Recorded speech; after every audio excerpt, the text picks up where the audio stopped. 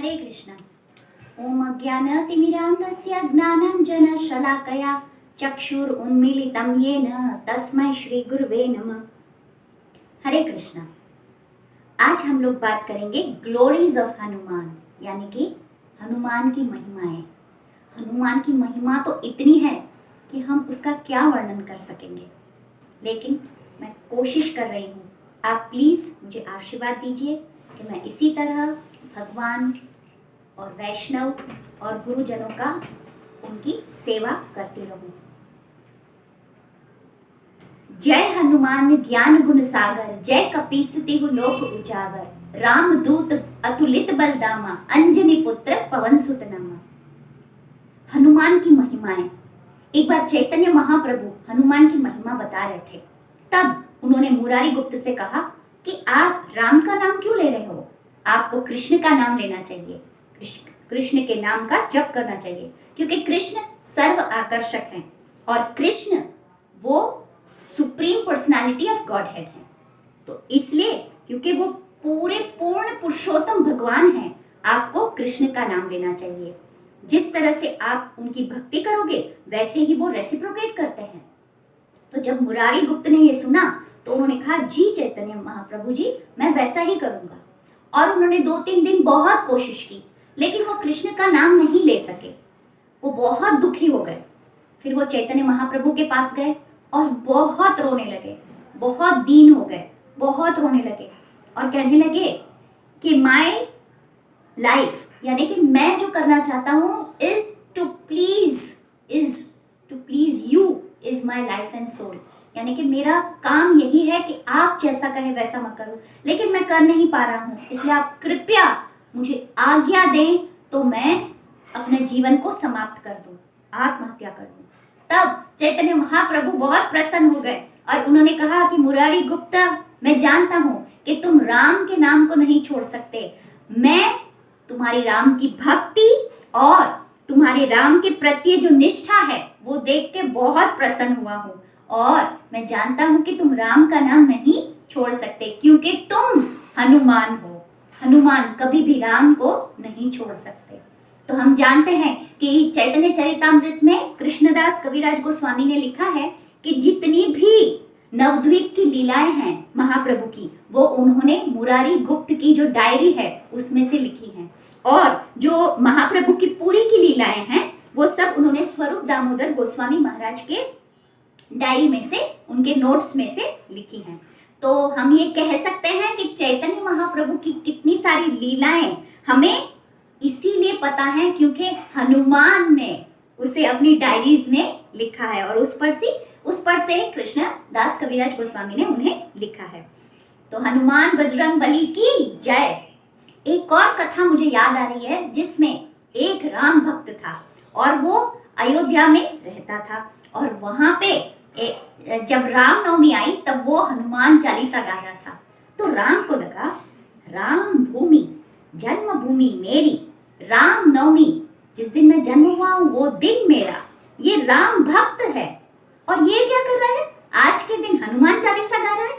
तो वो उनके सामने गए और वहां पे पूछा कि क्या बात है, तुम तो राम भक्त हो, मेरे भक्त हो, तो तुम्हें आज के दिन जब मेरा जन्मदिन है तो तुम्हें मेरा नाम लेना चाहिए, तो तुम हनुमान चालीसा क्यों गा रहे हो।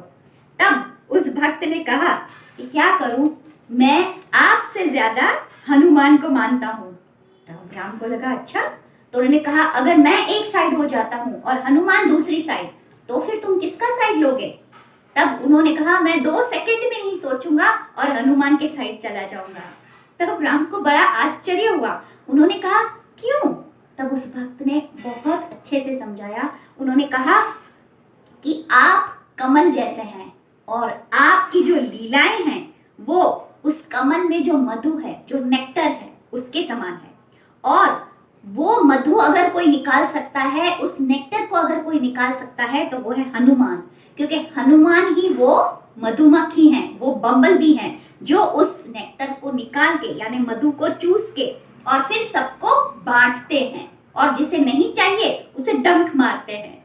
तो इस तरह से जब उस भक्त ने समझाया तो राम जी बहुत प्रसन्न हुए और उन्हें कहा, चलो मैं भी तुम्हारे साथ हनुमान चालीसा गाता हूँ। तो इस तरह से अगर हम देखेंगे तो भगवान से ज्यादा भगवान के भक्त की महिमा है। तो जैसे हम जानते हैं कि भगवान के गुण अनेक हैं, असीमित हैं, लेकिन उसी तरह जो भगवान के भक्त हैं उनके गुणों की भी कोई सीमा नहीं है। जैसे नरसिंह लीला में प्रहलाद महाराज के बिना वो नरसिंह लीला संभव नहीं है, और जैसे विष्णु महाविष्णु की कीर्ति जो है वो ध्रुव महाराज के बिना संभव नहीं है, और बलि महाराज के बिना वामन की लीलाएं अधूरी हैं। उसी तरह राम भगवान की जो लीलाएं हैं वो हनुमान के बिना नहीं हो सकती हैं। तो यहाँ पे एक जगह पे वाल्मीकि जी लिखते हैं कि हनुमान बहुत सुंदर है। तो हम लोग सोचेंगे भगवान राम तो सुंदर हैं, लेकिन हनुमान तो बंदर है, तो हनुमान कैसे सुंदर हुआ? लेकिन वाल्मीकि जी बहुत अच्छे से समझाते हैं कि जो कोई भी राम और सीता को मिलाने की कोशिश करता है वो सुंदर है, और चाहे वो किसी भी योनि में हो पर वो बहुत सुंदर है। तब वो सोचते हैं कि जब हनुमान सीता जी को ढूंढने जाते हैं, वो वाला जो कांड है उसका नाम मैं सुंदर कांड रखूंगा। मैं नहीं जानता कि हनुमान वहां सीता को जाके क्या बोलेगा, लेकिन इस कांड का नाम मैं सुंदर कांड रखूंगा। और हम जानते हैं कि हनुमान जो है वो राम भक्त हैं। तो आज हम जिस लीला की बात करने वाले हैं वो यही है कि जब हनुमान छलांग लगा के समुद्र को लांघ के सीता माता को ढूंढने जाते हैं, तो आज हम थोड़ा उसके विषय में बात करेंगे। तो हनुमान जो है उनकी तो बहुत सारी लीलाएं हैं, पर आज हम इस लीला की चर्चा करेंगे। तो सीता माता को जब वो ढूंढने जा रहे हैं तब समुद्र आ जाता है, तो सब लोग बंदर और सब इकट्ठा होते हैं और चर्चा करने लगते हैं कि अब क्या करें, अब क्या करें, अब कौन जाएगा उस पार छलांग लगा के। तब सब सोचने लगते हैं। एक बंदर कहता है मैं जा सकता हूँ, लेकिन मैं बीच समुद्र में गिर जाऊंगा, मेरे पास इतनी ही शक्ति है। दूसरा कुछ और कह रहा है, कुछ और। अंगद कहता है मैं जा सकता हूँ, सीता माता को ढूंढ सकता हूँ, लेकिन मैं वापस नहीं आ पाऊंगा, मेरी इतनी ही शक्ति है। तब जाम्बवंत कहते हैं मैं तो जा सकता हूँ, ढूंढ सकता हूँ, वापस भी आ सकता हूँ, लेकिन मैं अभी बूढ़ा हो गया हूँ, इसलिए मुझसे नहीं होगा। लेकिन मैं जानता हूँ कि ये कार्य कौन कर सकता है। और फिर जाम्बवंत जाते हैं हनुमान के पास, जो दूर वहां बैठे हुए थे। उनको जाके कहते हैं कि बजरंग बली, आपको आपके बल का नहीं पता, आप सब भूल गए हो क्योंकि साधुओं ने आपको श्राप दिया था, लेकिन आज भगवान के कार्य के लिए, उनकी सेवा के लिए आपके बल की जरूरत है। तब वो उन्हें याद दिलाते हैं और उनको एनकरेज करते हैं कि आप जाके छलांग लगाओ और सीता मैया को ढूंढ के आओ। तो आप में वो एबिलिटी है, आप में वो बल है कि आप ये कार्य कर सकते हो। तो इस तरह से जाम्बवंत जो हैं वो उन्हें याद दिलाते हैं। तो ये जाम्बवंत का ये जो है वो हमें सिखाते हैं, जो लीडरशिप का एक क्वालिटी भी है, एक सूत्र भी है, to bring out the best in others. तो उन्होंने वही कार्य किया वहां पे। जाम्बवंत ने हनुमान के अंदर जो सुषुप्त उनकी जो क्वालिटीज थी उनको उजागर किया, उन्हें याद करवाया और उन्हें कहा कि आप में गुण हैं, आप जा सकते हो।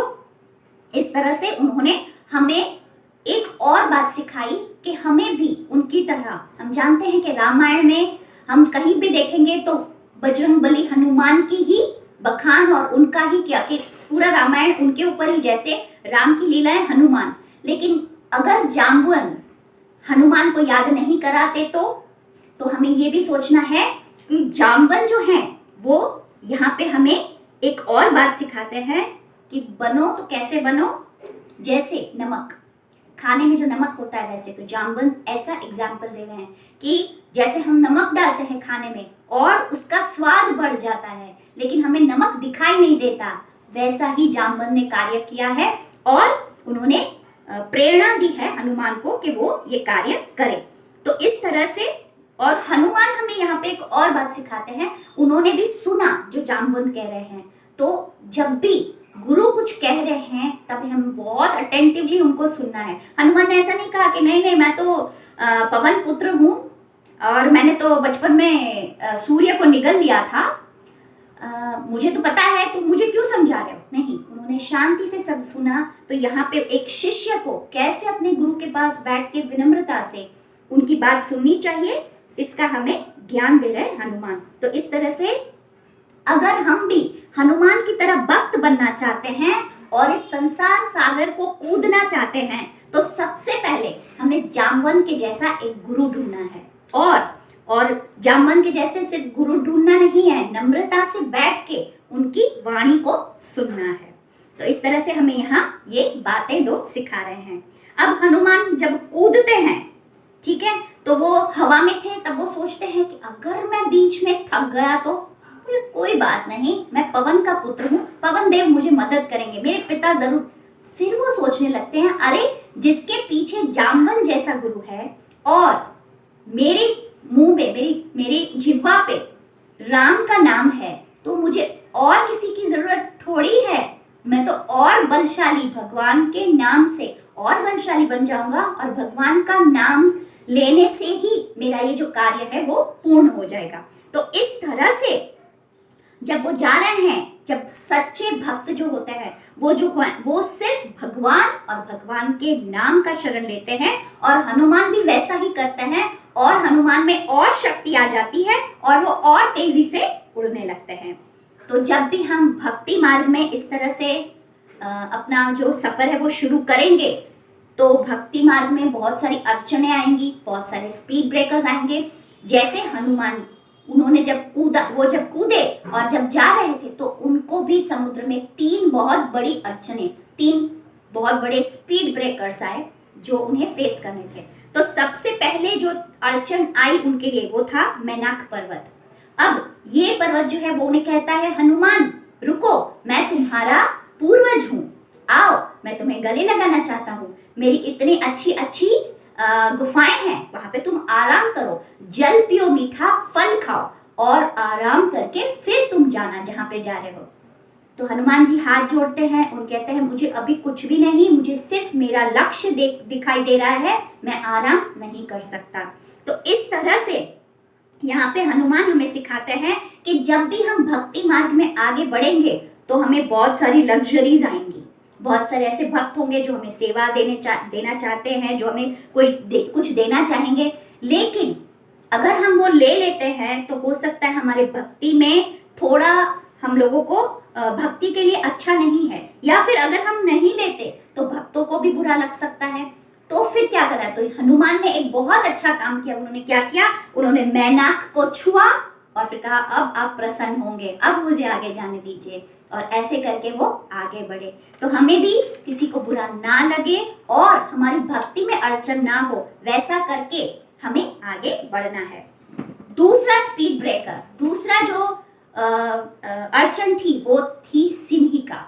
अब सिंहिका जो थी वो किसी को भी उसकी जो शैडो है, परछाई, उसको पकड़ लेती थी और उसको पकड़ लेती। तो इस तरह से जब वो हनुमान हवा में उड़ रहे थे और समुद्र में उसकी परछाई दिखाई दी, तो सिंहिका ने उस परछाई को पकड़ लिया।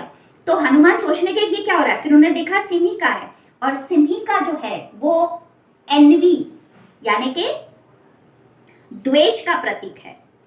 तो यहाँ पे हमारे जो गुरु हैं, हमारे जो वरिष्ठ भक्त हैं, वो कहते हैं कि भक्ति में हम काम को, क्रोध को, लोभ को भगवान की सेवा में यूज कर सकते हैं, लेकिन हम द्वेष को, उसको यूज नहीं कर सकते भगवान की सेवा में। इसलिए जैसे हनुमान ने किया वैसा ही हमें करना पड़ेगा। वो क्या कि हनुमान ने उसे काट दिया और आगे बढ़ गए, तो हमें भी द्वेष को काट के आगे बढ़ना है। तीसरा जो स्पीड ब्रेकर, तीसरी जो अड़चन थी वो थी सुरसा। अब सुरसा जो है वो हनुमान से कहती है कि तुम्हें मेरे मुंह में जाना है, और अपना मुंह इतना बड़ा कर देती है। हनुमान भी बहुत बड़ा मुंह करता है, फिर वो और बड़ा कर देती है, हनुमान और बड़ा करता है, और फिर वो इतना बड़ा कर देती है कि उसका नीचे और ऊपर कुछ दिखाई भी नहीं देता, आकाश से ऊपर। तब हनुमान सोचते हैं कि मैं क्यों इससे बहस कर रहा हूँ, और वो इतने छोटे से मच्छर का रूप लेके अंदर उसके मुंह में जाके और बाहर आ जाते हैं। सुरसा ये देख के बहुत प्रसन्न होती है, और वो जो सुरसा है वो दिखावे का प्रतीक है। हम लोगों को भी दिखाने का बहुत शौक है, हम लोग भी बहुत दिखावा करते हैं। तो दिखावे का जो ये प्रतीक है सुरसा, उसको हनुमान ने अपनी नम्रता से प्रसन्न किया। तो जब भी कोई अगर दिखावा कर रहा है तो हमें उसे अपनी नम्रता से प्रसन्न करना है। तो एक भक्त ने बहुत अच्छा कहा है, humility is not about thinking less of one self but it's thinking of one self less. तो इस तरह से हमें भी बहुत ही विनम्रता से भगवान का कार्य करना है। अब जब वो समुद्र को पार करके लंका पहुंचे तो वहां पे पहरेदार चौकीदार खड़ी थी लंकिनी। लंकिनी ने कहा कि मैं तुम्हें अंदर नहीं जाने दे सकती, बंदर को अलाउ नहीं है, मैं अंदर नहीं जाने दूंगी। तब हनुमान को लगता है अरे मैं इतना बड़ा समुद्र कूद के आया हूँ, मैं सीता माता को ढूंढने, अब ये मुझे अंदर नहीं जाने दे रही। तो उन्होंने क्या किया, सटक करके एक उसको थप्पड़ मार दिया। तो लंकिनी बहुत खुश हो गई, बहुत प्रसन्न हो गई। वो प्रसन्न इसलिए हुई क्योंकि वो अब तक सूर्यदेव को यही प्रार्थना कर रही थी कि हे सूर्यदेव, कैसे भी करके किसी बंदर को यहाँ भेज दो और वो मुझे एक चांटा मार दे, वो मुझे एक थप्पड़ मार दे। वो यही प्रार्थना कर रही थी। तो हम सोचेंगे क्यों? क्योंकि उसे ऐसा वरदान मिला था कि वो तब तक रावण की ये सेवा छोड़ नहीं सकती जब तक कोई बंदर आके उसे चाटा नहीं मारता। अब वो जाके रावण से बोल सकती है कि एक बंदर आया और उसने मुझे एक थप्पड़ मारा, अब मैं आपकी सेवा छोड़ रही हूँ। और यहाँ पे ऐसा भी कहा है कि भाई ये जो हनुमान ने किया उससे लंका के लिए, लंकिनी के लिए, लंका नरेश के लिए ये एक शुभ संकेत था क्योंकि अब उनका उद्धार होने वाला था। फिर हनुमान जी सीता मैया को ढूंढ रहे थे तो वहां पे उन्होंने एक आश्चर्य देखा। क्या आश्चर्य? तुलसी का पौधा। और तुलसी का पौधा देखा और साथ में उन्होंने कोई राम का नाम का कीर्तन, राम के नाम का जप कर रहा था, वो भी देखा। तो वो थे विभीषण। तो यहाँ पे विभीषण हमें ये समझा रहे हैं कि देखो मैं लंका में बैठा हूँ और मैं भगवान राम का नाम ले रहा हूँ, जहाँ पे सब कुछ प्रतिकूल है लेकिन फिर भी मैं भगवान का नाम ले रहा हूँ। और वहीं अयोध्या में कैकेयी है लेकिन मंथरा का संग करके उसकी बुद्धि भ्रष्ट हो गई है। तो कभी कभी हम लोग कंप्लेन करते हैं कि स्थान अनुकूल नहीं है, मुझे भक्तों का संग नहीं मिल रहा है।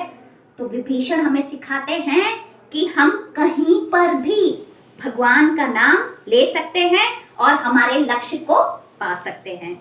अब हनुमान ढूंढते ढूंढते अशोक वाटिका में आए जहां उन्होंने सीता मैया को देखा। अब सीता जी वो उस वक्त बहुत रो रही थी और वो आत्महत्या करने की तैयारी कर रही थी।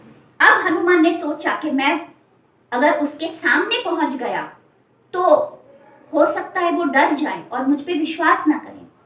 तो हनुमान सुंदर तो है ही पर सुपर इंटेलिजेंट है।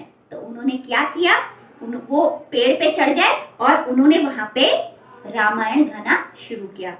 कुंजतम राम रामेति मधुरम मधुराक्षरम आरुह्य कविता शाखा वंदे वाल्मीकि कोकिलम। जब उन्होंने राम के बारे में, उनके कुल के बारे में, अयोध्या के बारे में और इस तरह से जब शुरू किया गाना, जब सीता माता ने राम के बारे में सुना तो उनको हनुमान पे विश्वास आया। ठीक है, तो जो भक्त है, जो अच्छे भक्त हैं, वो भक्ति के साथ जब चलते हैं तो उन्हें कृष्ण की शक्ति मिलती है और फिर उन्हें भगवान युक्ति भी देते हैं। यानी ये तीनों चीजें, भक्ति, भगवान की शक्ति और युक्ति, तीनों मिलके और वो आगे भगवान का काम कार्य कर सकते हैं। तो इस तरह से जो हनुमान है वो तन से भी सुंदर है, मन से भी सुंदर है और यहाँ पे बुद्धि से भी सुंदर है। हम लोग कुछ भी बोल लेते हैं और फिर सोचते हैं कि हमने क्या बोला, लेकिन हनुमान बहुत सोच समझ के बोलते हैं। पहले सोचते हैं और फिर बोलते हैं। तो हनुमान से एक हमें ये बात भी सीखनी है कि हमें बहुत ही सोच समझ के बोलना चाहिए। सामने वाले की क्या फीलिंग्स है, सामने वाले का क्या है, उसका मनस्थिति, वो समझ के हमें बात करनी चाहिए। तो हनुमान सीता जी की मनस्थिति जानते थे और इसी तरह उन्होंने क्या कहा, अच्छी तरह से, नम्रता से उन्होंने जब ये गाया तब सीता जी को विश्वास आया। सीता जी ने जब सुना तो उन्होंने कहा कि कौन हो तुम, सामने आओ। तब हनुमान उनके सामने आए तो उन्होंने पूछा कि कौन हो तुम। तब उन्होंने कहा, बहुत ही सुंदर जवाब दिया हनुमान ने। उन्होंने कहा कि मैं राम भगवान की सेना का बहुत ही निम्न सा सेवक हूं, यानी कि मोस्ट इनसिग्निफिकेंट, एकदम लीस्ट पावरफुल। तो हम सोचेंगे ऐसा कैसे, हनुमान तो सबसे ज्यादा शक्तिशाली थे, सबसे ज्यादा बलवान राम की सेना में। तो उन्होंने ऐसा इसलिए कहा क्योंकि सीता मैया सोचेंगी, अरे जब इतना जिसके पास इतना लीस्ट पावरफुल है, वो अगर इतना ऐसा कर सकता है, तो राम की सेना में कितने कितने बलवान होंगे, और वो आके क्या क्या करेंगे, और मुझे वो जरूर छुड़ा के ले जाएंगे। तो सीता माता को थोड़ा विश्वास आएगा, उनको एनकरेजमेंट मिलेगा, कॉन्फिडेंस मिलेगा कि हाँ राम आएंगे और मुझे यहाँ से छुड़ा के जाएंगे। तो इस तरह से हनुमान कहते हैं कि मैं राम की सेना का बहुत ही निम्न सा, यानी कि लीस्ट पावरफुल उनका सेवक हूं। फिर वाल्मीकि जी यहाँ पे दो बातें बताते हैं। तो भक्त वैसे तो नम्र ही होता है, लेकिन यहाँ पे हम देखते हैं कि हनुमान बहुत ही नम्र हैं, लेकिन दूसरा वो कहते हैं कि राम की सेना में मैं बहुत ही निम्न सा, तो हम भी बहुत ही insignificant servant of the servant of the servant of the servant हैं, और भगवान से प्रार्थना करेंगे कि हमेशा उनकी सेवा करते रहे। अब वो पूछती है, सीता माता पूछती है कि हनुमान अब तुम बताओ कि राम कैसे हैं। जब वो ऐसा पूछते हैं तब भी हनुमान बहुत ही सुंदर जवाब देते हैं। वो उनको अंगूठी देते हैं, जो राम की अंगूठी वो देते हैं, और उनसे कहते हैं कि ये राम जी की अंगूठी है, लेकिन आपके विरह में ये अंगूठी वे अपनी कलाई में, अपने हाथ में पहनते हैं। इस तरह से वो बोलते हैं। तो आप सोच सकते हैं कि सीता माता को ये भी पता चल गया कि उनके विरह में वो कितने परेशान हैं। अब हनुमान जो है बहुत सोच समझ के, जब कह रही हूँ बहुत सोच समझ के बात करते थे, और Hanuman is the perfect representative of गुरु तत्व। और सीता क्या है? भक्ति देवी। तो भक्ति देवी जो है वो लंका में है, और उनको गुरु तत्व यानी हनुमान आते हैं। तो अगर हम देखेंगे तो यहाँ पे सीता माता जो है वो हमें यहाँ पे बहुत अच्छा एक सीख देती है, हमें सिखाती है कि अगर हम उस हिरण के पीछे भागेंगे जो सोने का है, तो अगर हम उसको चूज करेंगे तो क्या होगा, हम राम से दूर हो जाएंगे। और फिर आगे क्या होगा, 3 दोष आ जाएंगे हमारे में। सबसे पहले कि हम राम से दूर हो जाएंगे। Second, fault finding mentality. जब सीता सुनती हैं राम की आवाज और लक्ष्मण को कहती है कि तुम जाओ, और लक्ष्मण नहीं जाते, तो वो लक्ष्मण में दोष निकालती हैं, जो एक परफेक्ट भक्त है। तो इस तरह से उसे भला बुरा कहती हैं। तो हमारा भी यही होगा कि पहला, हम लोग राम से दूर हो जाएंगे। सेकंड, लक्ष्मण जैसे जो शुद्ध भक्त हैं उनको हम भला बुरा कहेंगे या फॉल्ट फाइंडिंग करेंगे। और तीसरी बात जो होगी वो ये होगा कि हम सही और गलत में फर्क करना हमें नहीं आएगा। यानी कि होगा ये कि जो राक्षस होगा उनको हम साधु समझेंगे, और फिर वो हमें पकड़ के अशोक वाटिका में फेंक देगा। तो इस तरह से अगर हमें अशोक वाटिका में फेंकता है, तो और फिर हम जब राम को याद करते हैं और रोते हैं, तो राम जो है वो अपना दूत भेजते हैं, यानी कि गुरु को भेजते हैं हमारे जीवन में, जो आके हमें राम के बारे में बताता है। जो गुरु तत्व है, जो हनुमान है, वो समुद्र को छलांग लगा के और अशोक वाटिका में आते हैं और हमारा शोक का निवारण करते हैं। तो इस तरह से सारे स्पीड ब्रेकर्स को तोड़ के, और जो इनके जैसे जटायु जैसे जो भक्त हैं वो तो अपने प्राण भी त्याग देते हैं हम लोगों को वापस भगवान राम के पास पहुंचाने के लिए।